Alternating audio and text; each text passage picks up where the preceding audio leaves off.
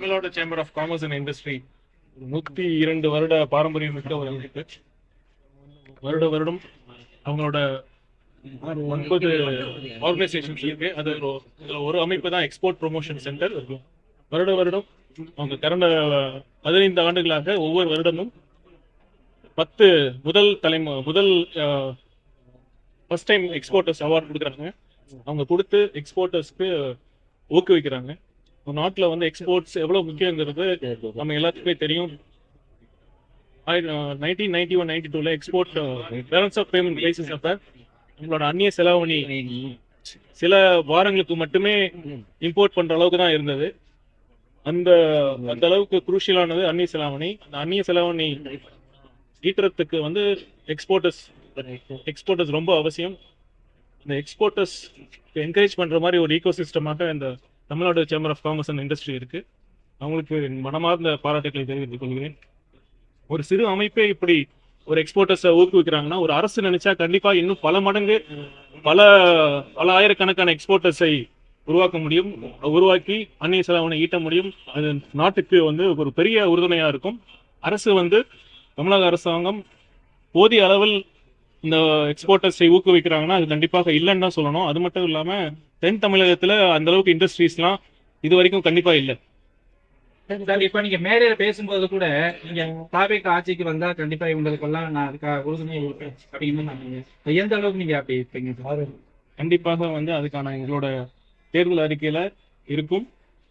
நீ குறிப்பிட்ட விஷயம் சொல்லணும்னா மதுரை, திருநெல்வேலி, தூத்துக்குடி இண்டஸ்ட்ரியல் காரிடார்லாம் இன்னும் அமைக்கவே இல்லை. மதுரை ஏர்போர்ட் இன்னும் கஸ்டம்ஸ் ஏர்போர்ட்டாக அறிவிக்காம எக்ஸ்போர்ட்டர்ஸ்லாம் இங்க இருக்கிற எக்ஸ்போர்ட்டர்ஸ்லாம் ரொம்ப கஷ்டப்படுறாங்க. நியரஸ்ட் ஏர்போர்ட் தூத்துக்குடி இல்லைன்னா திருச்சி தான் போக வேண்டியதா இருக்கு. இந்த மாதிரி பல விஷயங்கள் இன்னும் பண்ணாம இருக்கு. ஒரு ஏற்றுமதி மேம்பாட்டு வாரியமே இன்னும் தமிழ்நாட்டில் இல்லை, மற்ற ஸ்டேட்ல இருக்கு. எக்ஸ்போர்ட் ப்ரொமோஷன் போர்ட் இது கண்டிப்பா அமைக்கலாம். எக்ஸ்போர்ட்டர்ஸ்க்கு எந்த மாதிரி எக்ஸ்போர்ட் பண்ணலாம், என்ன ப்ராடக்ட் செலெக்ஷன், உங்களுக்கு மார்க்கெட், லாஜிஸ்டிக் அசிஸ்டன்ஸ், இந்த மாதிரி நிறைய கேள்விகள் இருக்கு. ஒரு தொழில் பண்றது வந்து ரொம்ப கஷ்டம். ஒரு 10 பேர் 15 பேர் எம்ப்ளாய் பண்ணி ஒரு தொழில் பண்ணி அதை ஏற்றுமதி பண்றது வந்து உண்மையிலுமே ஒரு இன்ட்ரெஸ்ட் இருந்தாலும் ஆர்வம் இருந்தாலும் அவங்களுக்கு போதிய சப்போர்ட், கைடன்ஸ் அண்ட் என்கரேஜ்மெண்ட் தேவை. அதுக்கெல்லாம் ப்ரொமோட் பண்ற மாதிரி ஒரு எக்ஸ்போர்ட் ப்ரொமோஷன் போர்ட், ஏற்றுமதி மேம்பாட்டு வாரியம் கண்டிப்பாக அமைக்க வேண்டும். இந்த மாதிரி பல விஷயங்கள் இருக்கு. அதை நாங்கள் கண்டிப்பாக அமைப்போம். சார், எந்த அரசாங்கம் வந்தாலும் தென் தமிழகம் புறக்கணிச்சுட்டு வரதா தொடர்ந்து ஒரு குற்றச்சாட்டு இருந்துகிட்டே இருக்கு. அது வந்து இப்போ உங்க தேர்தல் அறிக்கையில அது குறித்து இது பண்ணுவீங்களா? கண்டிப்பாக இருக்கும். தென் தமிழகம் குறிப்பாக தென் தமிழகம் பற்றி கேட்டுறீங்க. ஒட்டுமொத்த தமிழகத்துக்குமான சேர்ந்த ஒரு வளர்ச்சி திட்டத்துக்கான தேர்தல் அறிக்கையாக இருக்கும். சார், 18ஆம் தேதி ஈரோட்டுக்கு வர்றதுக்கு இன்னும் பெர்மிஷன் கன்ஃபார்ம் ஆகல. வர்றாங்க, என்ன பிளான்? கண்டிப்பாக நடக்கும். செங்கோட்டையன் கண்டிப்பாக இருக்கும். அதிமுக வேற யாரும் வர மாதிரி இருக்காங்களா சார்? ஏன்னா நிறைய வர்றாங்க. பொறுத்திருந்து பாருங்க. இந்த கேள்வி வரலாம் இல்ல, நீங்க பொறுத்திருந்து பாருங்க.